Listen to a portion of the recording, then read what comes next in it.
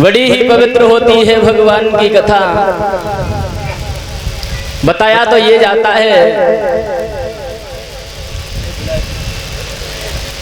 भगवान की पावनमयी कथा का एक भी शब्द अगर अपने जीवन में उतार लिया तो उद्धार हो जाता है।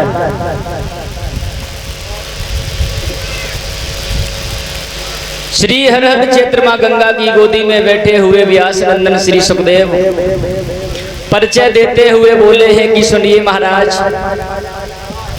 जैसा कि कल की कथा में आपने श्रवण किया है,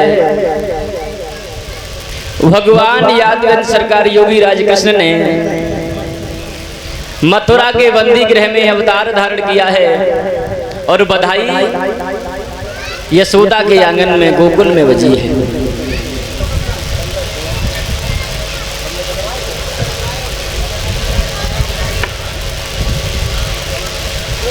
बताया तो ये जाता है जिस समय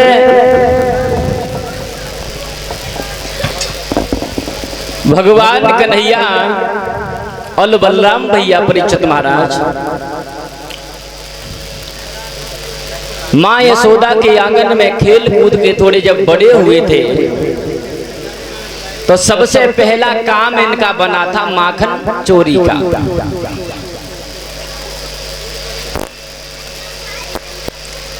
सबसे पहला काम बना माखन चोरी का। सूने घर में घुस जाते हैं, दूध दही की मटकियां तोड़ देते थे, माखन बर्बाद करते थे।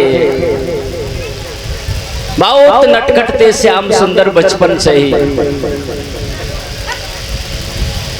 गोपियां अगर श्याम सुंदर की शिकायत करने के लिए मां यशोदा के पास में जाया करती थी तो उल्टा दोष लगा दिया करते थे, मैया माखन मैंने नहीं खाया है, मैं चोरी करूंगा क्यों?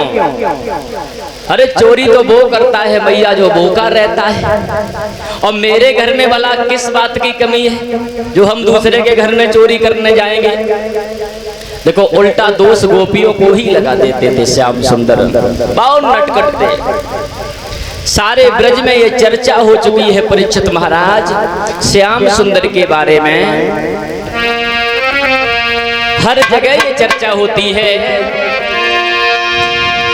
कि ऐसो चटक मटक सो ठाकुर, के ऐसो चटक मटक सो ठाकुर, और तीनों लोकन हूँ मैं ना।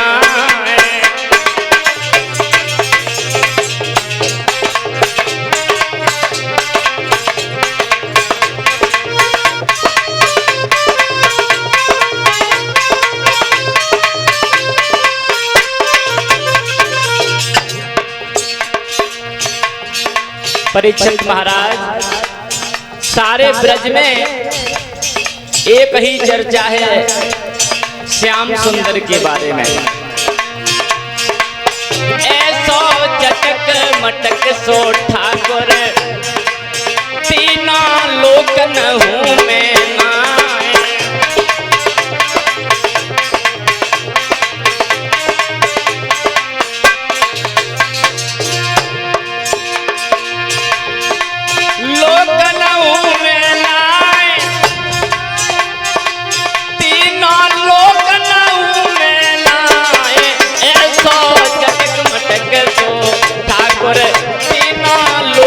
हूँ मैं नाए,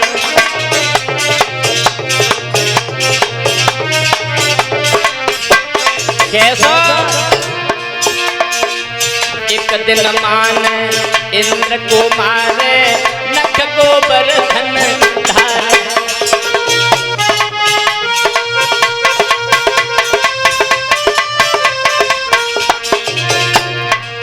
एक दिन मान इंद्र को मारे, नख को बरधन धारे।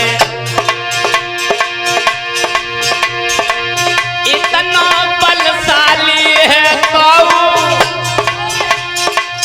भैया ग्वालन से पिट जाए, ऐसो चटक मटक सो ठाकुर।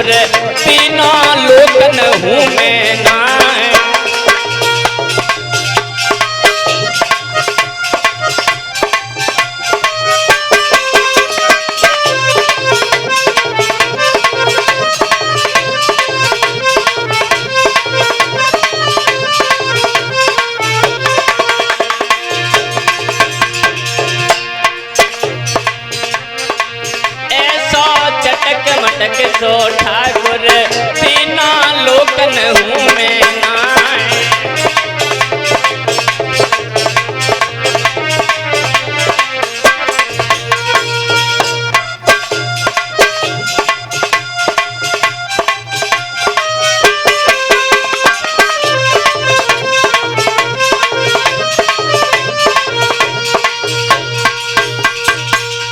सारे ब्रज मंडल में ये चर्चा फैल गई परीक्षित महाराज, श्याम सुंदर बड़े ही नटखट थे। ग्वाल वालों के साथ में सूने घर में घुस जाते हैं, मटकियां तोड़ देते हैं, माखन बर्बाद कर देते हैं। इसी तरीका से श्याम सुंदर अपनी बाल लीलाएं कर रहे हैं ब्रज की धरती पे परीक्षित महाराज। श्री सुखदेव जी परिचय देते हुए बोले हैं कि सुनिए उत्तरानंदन परीक्षित, जिस समय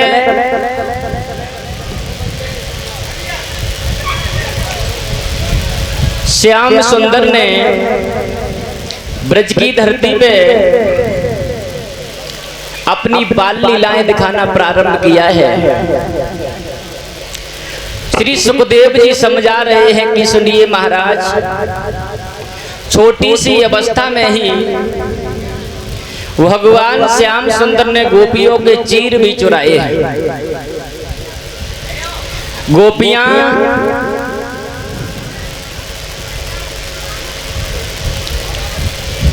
जिस समय यमुना के निर्मल जल में स्नान करने के लिए जाया करती हैं, क्या देखा है श्याम सुंदर ने एक दिन